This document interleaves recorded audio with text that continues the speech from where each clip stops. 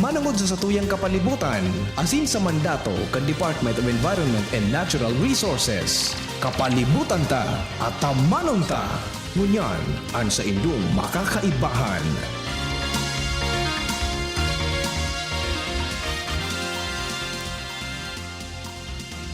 Maghay na aga mga kaimanwa, kumusta po kamo? Welcome sa saro namang episode kan sa tuyang programang Kapalibutan ta Atamanon ta. Syempre makakaibahan nindo kami ngunya na Webes Petsa 20 kaning bulan ni Mayo hanggang alas 12 po kita nin pagkaudto. Asin syempre sabayan din do kami sa saro na namang programa ngunya na aldaw. Ano po, so sa gabos na may mga hapot pwede magpadala kan sa idong mga hapot sa muyang opisina, ilaag lang sa Sobre, Department of Environment and Natural Resources, Regional Office Number 5, Rawis, Legazpi City.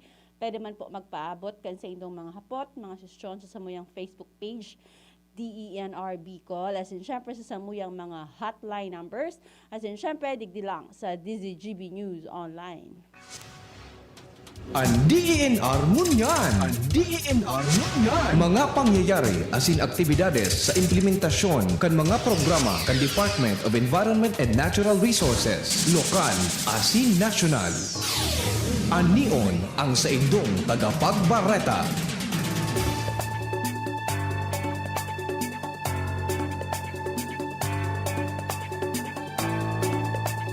Uya ang katripunan kang mga bareta sa ang DNR ngunyan. DNR pigmidbid ang importansya, konsyensya para sa marhay na kadagatan. 2021 International Day for Biological Diversity is celebrar. Hawksbill turtle na rescue asin binuhian sa probinsya kang Catanduanes.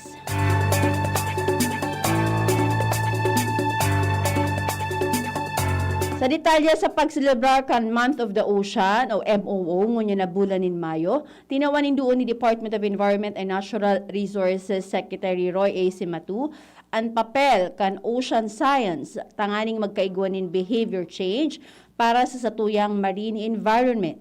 Ang tema sa ngunya na taon na The Science We Need for the Ocean We Want, nakabase sa banner message kang United Nations Decade of Ocean Science for Sustainable Development na may obhetong mapakusog ang pagtatarabangan kan manlain-lain na nasyon, tangani na magkaigwanin scientific research asin makabagong teknolohiya na masirbing tulay sa ocean science asin sa pangangaipukan bilog na mundo. Sigun kay Secretary Simatu, sa paagi kang siyensya, makakaukod kita manunungod sa biodiversity kan kadagatan, asin kung ano ang mga potensyal, oportunidad, asin threats, pati man kung ano ang tamang pagmanihar digdi gamit ang science. Piktawan manindoon ni Secretary Simatu na ang scientific knowledge, makakatabang tangani na masabutan ang papadumanan kan kadagatan, asin tangani ng makabilog nin mga polisiya para sa karahayan kaini. Isiselebrar man ang International Day for Biological Diversity o IDBD sa aga, Mayo 22, 2021 na may temang We Are Part of the Solution. Ang selebrasyon ng IDBD naglalaom na maengganyar ang publiko sa pagpartisipar sa pagpromotir kan mga konsepto nin urban biodiversity. Para sa selebrasyon kan 2021 IDBD, ang Biodiversity Management Bureau o BMB piglansar ang Biodiversity Photo Contest asin magkakaigwanin countdown sa indang Facebook page, manunungod sa mga praktikal na paagi kung paano magiging parte kan solusyon para sa karahayan kan sa tuyang kapalibutan. Sarong virtual event man ang ilulunsar sa aga para sa DNR BMB official Facebook page para sa selebrasyon kang IDBD. Mientras tanto, padagos ang pangapodan kan Department of Environment and Natural Resources Bicol sa pamamayo ni OIC Regional Executive Director Attorney Antonio Abawag sa publiko na makisumaro sa mga environmental celebrations bilang pagsuporta sa mga lakdang na makakatabang sa pagprotehir asin pagkonserbar kan sa tuyang kapalibutan asin sa pagpromotir kang ligtas na mga komunidad.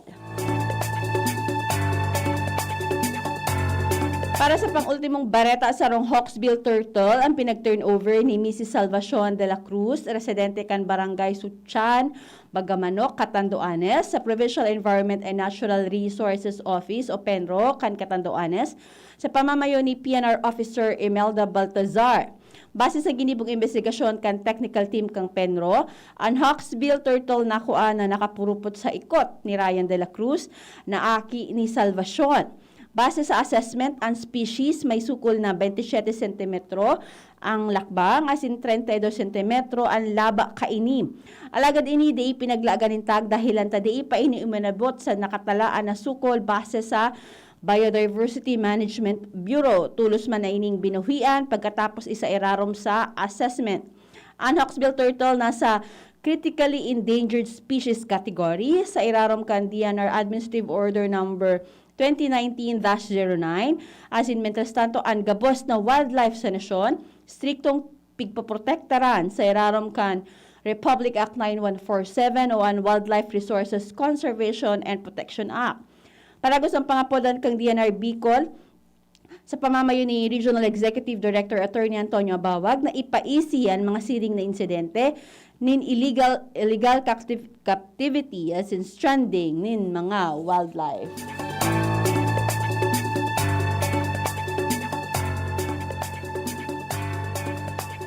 Yan ang katiripunan kang mga bareta sa ang DNR. Kapalibutan ko, namumuktan ko. Kapalibutan ko, namumuktan ko.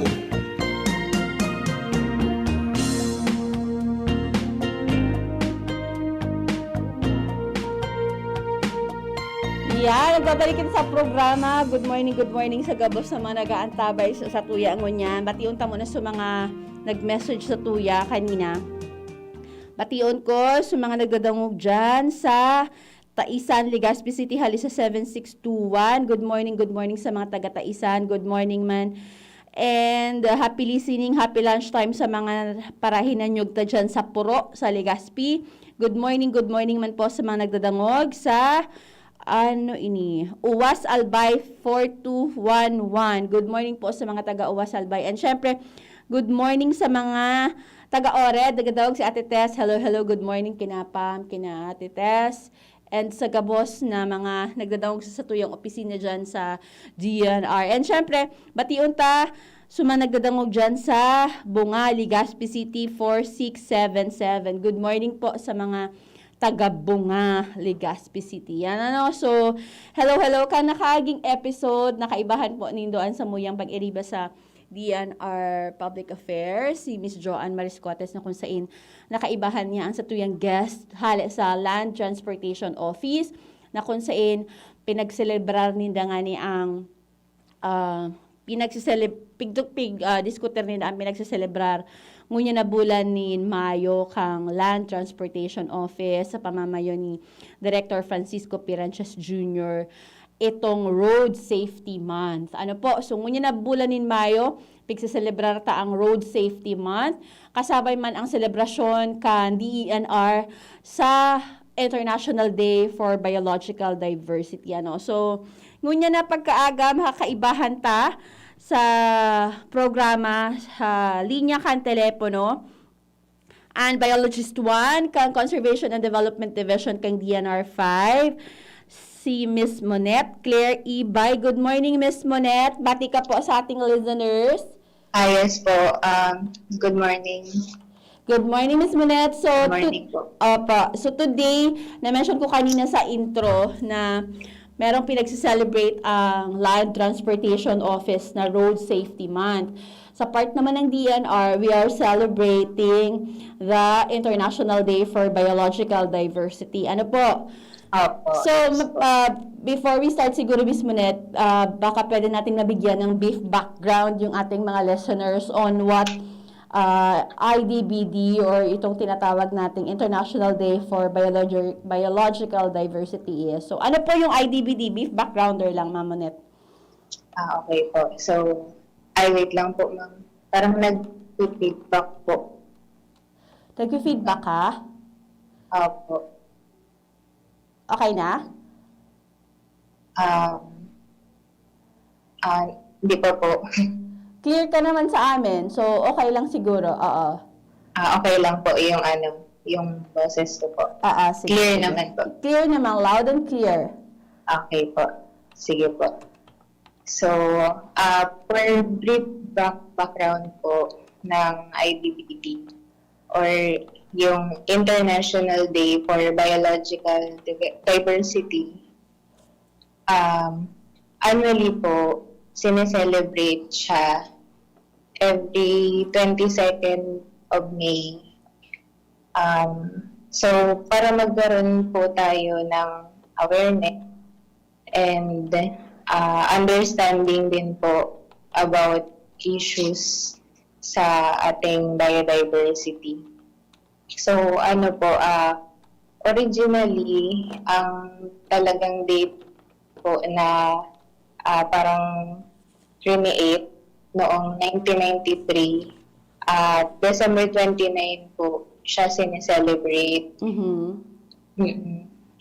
Tapos, nung napag-decide ng United Nations General Assembly na i-adapt na lang po na May 22 yung celebration ng International Day for Biological Diversity.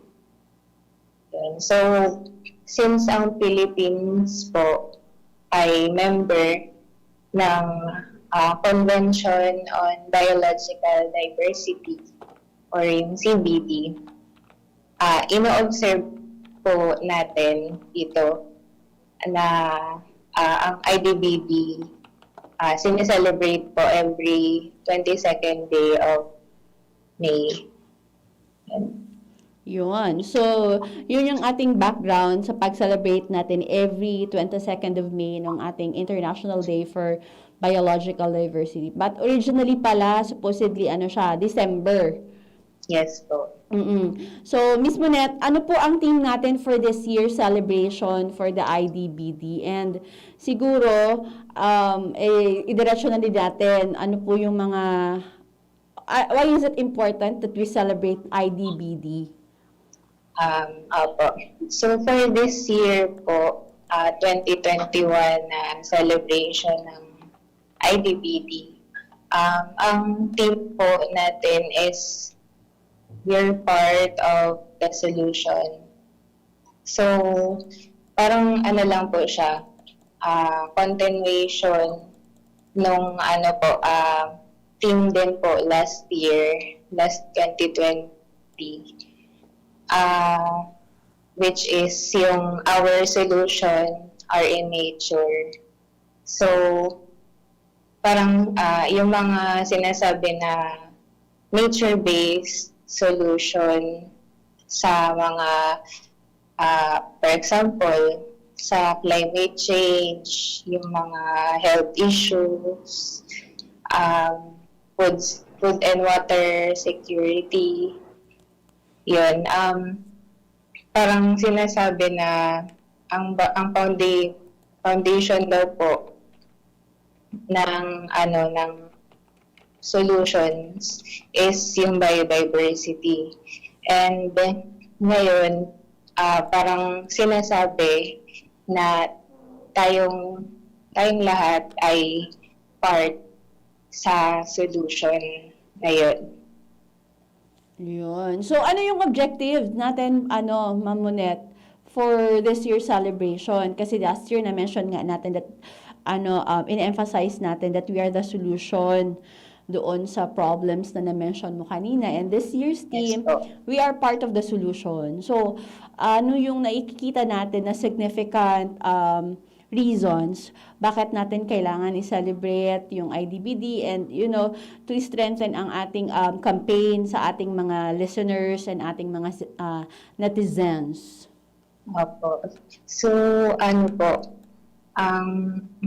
pinaka-objective lang po talaga ng celebration na ito is to raise awareness and understanding about sa ating mga iba't ibang uri ng buhay at kanilang pag-uugnayan.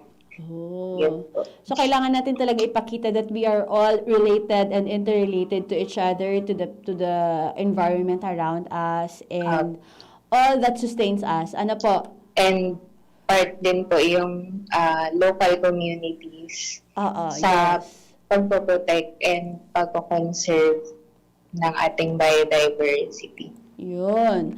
So, Miss Monet, ano yung mga activities natin na naka-line up for this year for the IDBD celebration para po malaman ng ating mga listeners?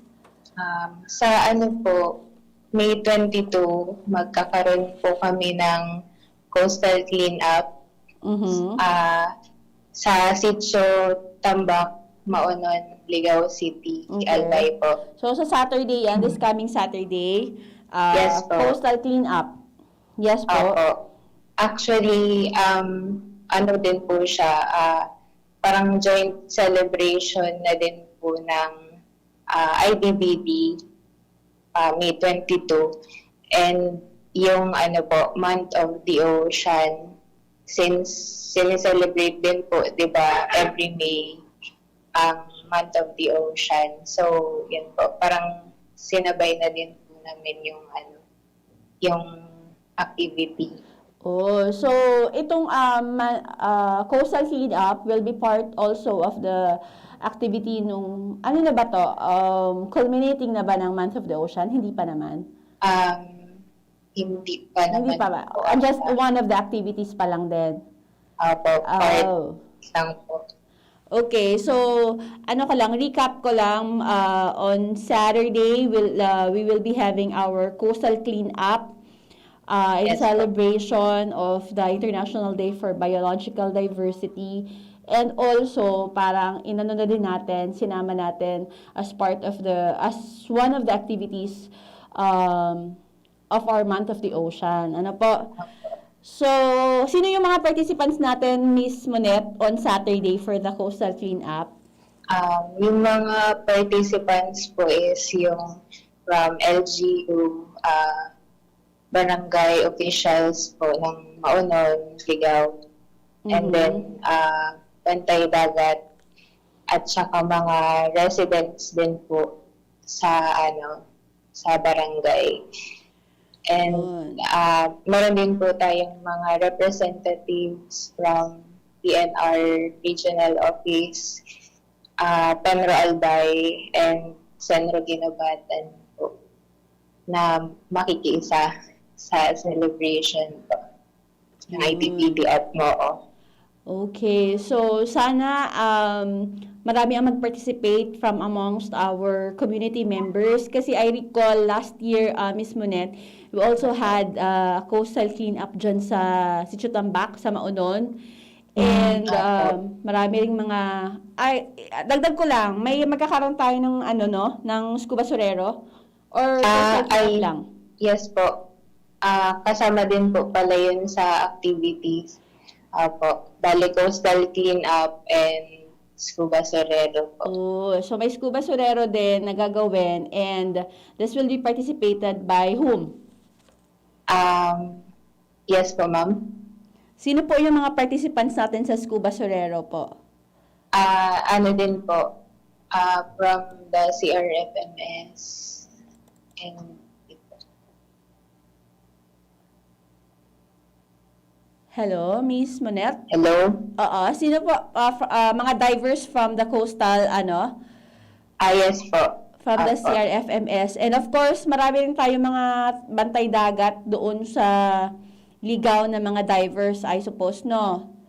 Opo. So, sana naman from the last year's, tawag dito, yield na nakuha na basura ng ating mga divers during the scuba surero and also during the coastal cleanup, sana naman ay nabawasan na. Ano po, Miss Opo. Monet? Hello? Hello? Yes, Miss Hello po. Monet. Okay, so after po ng scuba surero and coastal cleanup, meron pa pong activities na under the IDBD? Magkakaroon din po pala ng communication, education, and public awareness.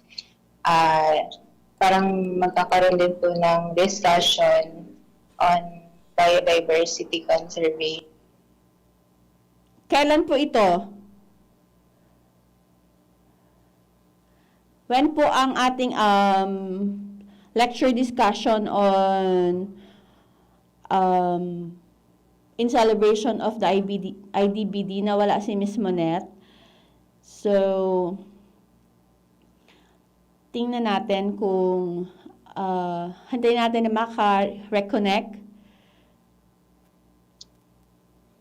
Hello?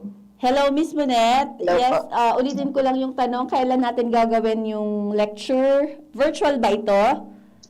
Ano po, during the activity na din po ng coastal cleanup Okay. sa Basurero. So, may on-site ano tayo, parang IEC. Opo. Okay. Yes So, other than that, Miss Monette, wala na tayong naka-line up na activities for IDBD. Yun lang dalawa, the lecture. Yun lang. Okay. So, going on, siguro kailangan natin i-share sa ating mga listeners kung ano na yung status ng tawag dito, nung biological diversity natin here in Bicol. Kasi we have been conducting activities on biodiversity conservation and other conservation efforts.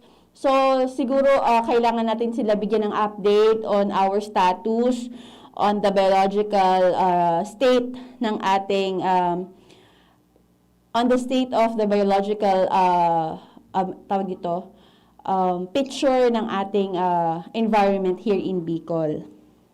Opo. So, sa Bicol region po, meron na 19 na protected areas. So, 11 po doon are legislated protected areas under INIPAS Act or yung expanded National Integrated Protected Area System. Mhm. Tapos, yung ano po, yung 8 po, mga initial component at additional component na PAs. Mhm. So, sa Albay po, ay isa po dun yung Mount Mayon National Park. Sa Kamsur, Mount Isarog Natural Park, Sorsogon, Bulusan Volcano Natural Park po. And so on and so forth. Yun. So, sa caves naman po, meron po tayong na-identify na 241 na caves po dito sa Bicol region. Okay. To date, meron pong 141 na na-assess na. So, sa ano naman po, inland wetlands, meron pong na-identify na 333 and na-assess po is 29. So, ang ano din po, ang Bicol region is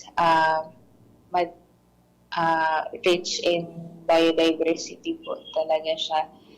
So, meron pong more than 300 bird species. And ano din po, merong 4 species ng flying fox. Yun po yung golden crown, large flying fox, island flying fox, at saka mottled wing flying fox po. Okay. So, meron din po ng mga endemic na mammals dito sa Bicol region. So, yun po yung Mount Isarog hairy-tailed rat, Mount Isarog striped rat, at saka Mount Isarog shrew mouse. So, aside din po doon, meron din na more than 40 species ng snakes. At ang Bicol region din po ay may 4 species na marine turtles, green sea, olive ridley, leatherback, at saka loggerhead. Meron din pong more than 24 species ng frogs. At meron din po na sightings ng largest extant fish or yung whale shark po. Yung Rincodon typus. And then, yung din po, yung smallest edible fish na matatagpuan daw po sa Lake Buhi, yung sinarapan or yung Mystictis luzonensis. And madami din pong flora, more than 400 species. Yun po. So, malaki-laki yung increase ng ating mga na gawa ng assessment, ng study na dagdag sa ating flora and fauna based sa sinabi ni Miss Monet. Ano po?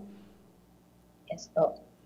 Okay, so Miss Monet, adding up, ano yung mga activities na ginagawa pa ng ating opisina in relation to the implementation of the protection of our biodiversity? Ano yung mga programs and activities natin dyan sa CDD regarding the conservation and protection ng ating existence, ng ating biodiversity?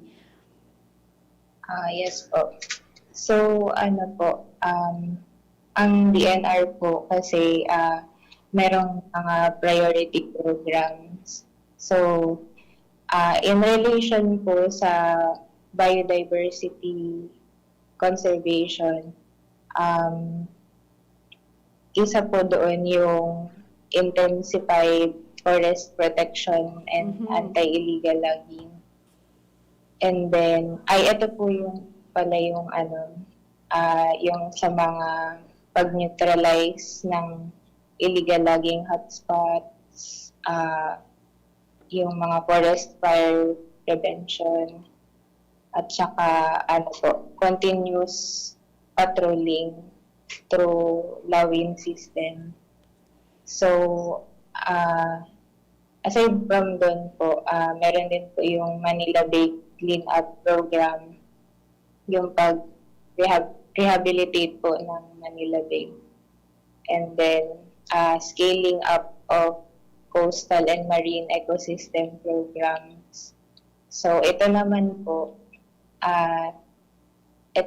yung nagde-develop ng mga BDFE or yung biodiversity friendly enterprise. Maintenance din po and protection ng coastal and marine ecosystems at saka assessment ng coral reefs and seagrasses. And last but not the least, yung enhanced biodiversity conservation. Ito naman po yung pag-establish ng mga ecotourism areas at saka critical habitats at mga protected areas po. Okay. So, Miss Monet, may clarification. Under po dun sa CMEM, may update po tayo on any activities na ginagawa ng ating office regarding po doon sa CMEM?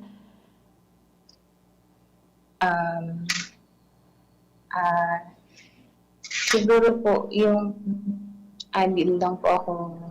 di po ako part sa CMEM. Okay. So, part pa rin yung ating mga activities under CMEP doon sa ginagawa natin na biodiversity conservation. Ano po? Opo. Yes. So, ano yung mga ano yung mga updates regarding po doon sa ating mga PAs? Ano po yung mga activities na ginagawa ng ating protected areas Protected Area Management Board regarding po sa conservation and protection efforts doon sa mga existing PAs natin? So every quarter, nagkakaroon po ng Protected Area Management Board meeting or yung PAMBI meeting po. Yes. So, yung mga PAMBI members po na which is composed ng governor, mga mayor na nasasakupan po ng protected areas, mga barangay captain, academies, NGOs, and mga POs po. So, every quarter po, meron pong PAMBI meeting na kumbaga parang dito dinidiscuss yung mga issues na nasa protected area po. Okay. Yun po. So, continuous yung syempre quarterly meetings ng ating Protected Area Management Board, and of course, patuloy pa rin yung ginagawa na assessment ng CDD doon sa ating mga marine resources. Tama po, Ms. Monet, no? Yes po. Continuous ang ginagawa nilang assessment sa mga seagrass, sa coral reefs, and other marine resources natin. And of course, na-mention kanina ni Ms. Monet yung ating patuloy na tawag ito, forest protection na ginagawa, because this is in support doon sa ating biodiversity conservation.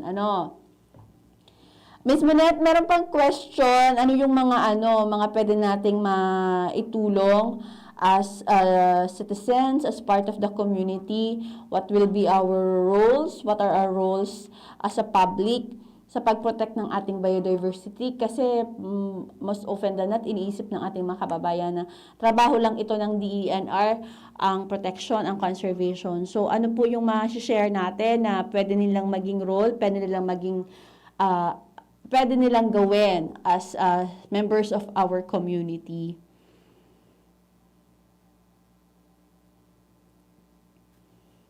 Hello. Yes po. Yes, Ms. Monet. Nakuha mo po yung tanong kanina?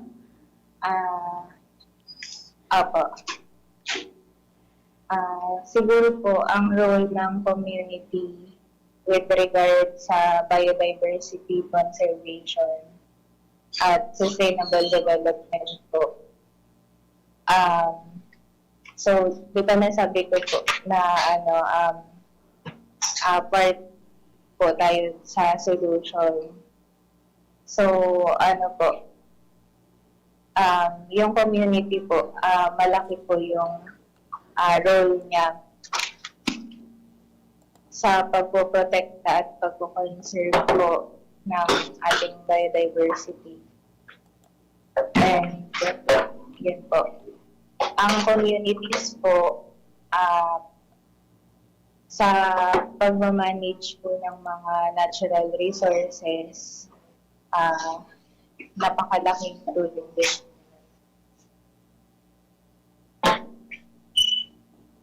Yes, so siguro medyo lang ang line ni Ms. Monet. Marami po tayong pwedeng gawin, sabi ko nga doon sa tanong ko kay Ms. Monet. Marami tayong mga pwedeng ma-share at magawa sa ating mga bahay, sa ating mga communities, in our own small way, pwede po na makatulong sa pag-protect at pag-preserve ng ating environment, and especially ng ating biodiversity, para po mas maging maganda ang state ng ating environment pagdating po ng panahon. So, siguro, pagpatuloy natin yung ating mga ginagawa na mga paraan para matulungan ang ating mga communities, especially nasabi kanina sa ating coastal cleanup na gagawin, sa scuba surero na gagawin in celebration of the IDBD. Makikita po natin na maaari tayong tumulong in our own little way doon sa pagbawas ng mga basura sa ating mga bahay, iwasan po natin yung pagsusunog ng ating mga basura, ng ating mga plastic.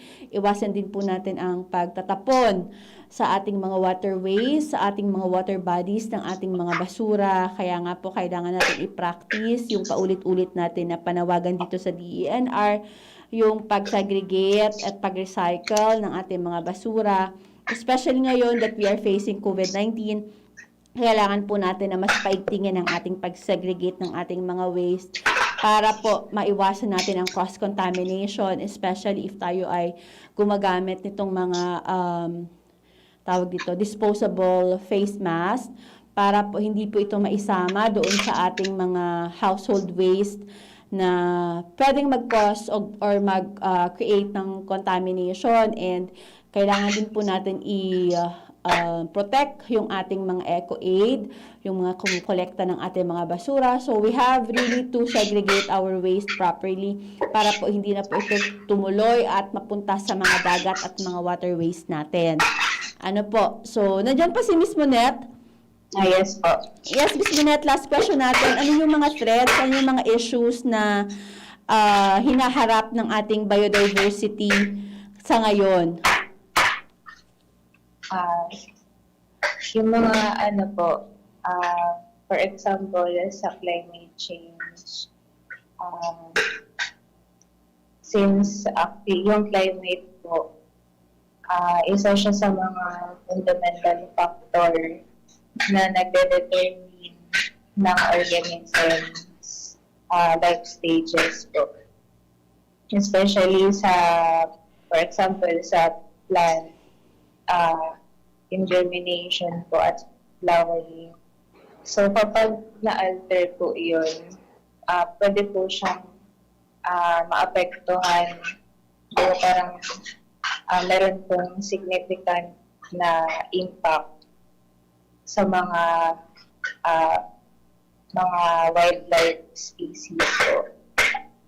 And yun po sa biodiversity at mga ecosystems.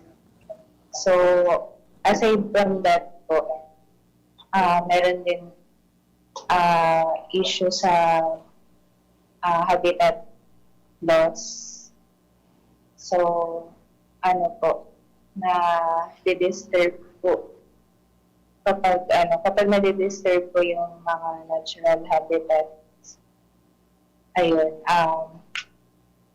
meron din pong degradation and loss ng habitat na pwede din makapag-alter sa mga natural and human-caused activities po. And then, presence din po ng invasive species. So, isa po yun sa mga largest threat sa biodiversity. Sunod po siya sa habitat loss. So, ang invasive species po is hindi siya native sa isang particular na area. So, parang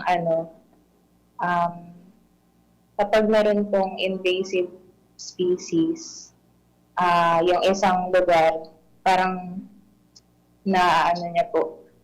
naagawan na yung mga doon, mga native species. So, yun po. And then, illegal pet trade din po. Yung mga pag-aalaga, pagpuputot, mga parts po ng wildlife species. So, isa po din yun sa mga threat ng biodiversity. So, under po ng RA 9147, yung Wildlife Act po, meron pong mga nakalakip na mga penalties and punishment po kapag meron pong nilabag sa Wildlife Act. Yun. So, yun lang po yung mga ano natin na identify na issues and threats, Ms. Monet, which affects our biodiversity conservation and protection. Yes po. Oo, idagdag ko lang siguro na mention, hindi ko sure kung na-mention ni Ms. Monet yung, syempre yung conversion ng ating mga uses, ng ating mga land, ng ating mga resources. Ano po, aside from dun sa na-mention ni Ms. Monet na habitat loss, yung presence, nung proliferation ng existence ng mga invasive species, hunting, syempre illegal trade, kasama din doon, Ms. Monet, di ba po? Opo. Oo, so yun yung ating pinoprotektahan, kaya po pinapalakas natin ang ating efforts on forest protection, on enforcement, on the enforcement of our environmental laws, particularly yung nasabi kanina ni Ms. Monet na Republic Act 9147 or yung Wildlife Resources Conservation and Protection Act. Ano po, Ms. Monet? Yes po. Ayun. So, any more to idadagdag ka pa po before natin hingi ng ating last message sa ating guest today? Ms. Monet, may mensahe ka po? So, iulit ko lang po siguro yung team po ng IDBB, which is we are part of the solution. So, ano po, kung wala naman po yung role natin sa pangangalaga and pagpapanserve ng ating biodiversity, hindi po masusolusyonan yung mga problema and issues na kinakaharap po ng biodiversity. So, kumbaga, part po tayo sa process and yun po, sa pag-ayos ang mga issues po sa biodiversity at sa kapaligiran. Yun. So, yun lamang po, Ms. Monet. Thank you so much. Thank you po. Okay, so yan po ang mga tugang na kaibanta sa linya kan telepono ang Biologist 1 kan Conservation and Development Division kan Department of Environment and Natural Resources. Monet Clear, BE Bay, salamat Ms. Monet sa pag-share sa tuya kang mga impormasyon. Manunungod sa selebrasyon takan International Day for Biological Diversity. Ano po? So, may 5 minuto pa kita bago magpaalam. Siguro basahon ta muna sa mga messages sa tuyang Facebook page. So may mga hapot, so may mga clarifications basahon ta and try ta simbagon sa mga maaabot kang sa tuyang oras. Galing dito sa Facebook page po tayo muna, no. Sabi niya, Sir Ma'am, paki-check naman po dito sa Basud, Pulang Gialbay, sa likod lang po ng bagong LCC. Halos araw-araw ay gawain ng mga residente. Dito ang magsunog ng mga winalis nila na sa paligid at diretsyo ng sinusunog. Umaga at hapon po ginagawa ito, ordinaryo lang dito yung sunugin ng mga winalis nila sa paligid nila na 100% may halong plastic. Hindi ata alam ng mga residente dito na bawal magsunog ng basura. Sana po maaksyonan. Sige po, i-forward natin to sa EMB5 and syempre i-coordinate natin din sa Senro Ginubatan para po ma-visit and ma-check and matawantang action ining paabot sa tuya. Another po from the Facebook message natin. Hi po, pwede po mag-comply about po sa lupa namin sa Karoy-Royan, Pili, Camarines Sur. Sino po pwedeng lapitan para po matulungan? Sige po, i-forward natin ito sa Senro Iriga. Ipadala nyo lang po sa amin dito sa Facebook page natin ang mga issues ninyo, yung concerns ninyo para po magawa natin ang action. I-forward po natin yan kay Senro Franz Fortuno sa Senro Iriga. Good afternoon po. Ask ko lang regarding sa hazardous waste na webinar on May 26, 2021, how to register. I think po itong webinar on hazardous waste is being spearheaded by the Environmental Management Bureau. Sige po, please visit their page, EMB 5, Facebook page po, para po makaregister kayo doon sa kanilang gagawing webinar on hazardous waste. Ano po? So, yon. And another, ano po ang mga requirements, steps, proseso para magpatitulo ng lupa? Yun po, message po kita ma'am dito sa nag-message, medyo mahaba po ito and naghahabol tayo sa ating oras. Ito rin po another. Okay po, sige po.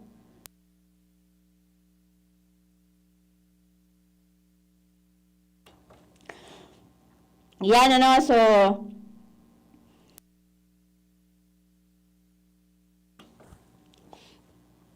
abo lang kita. Okay, so mga nag-text, sige po.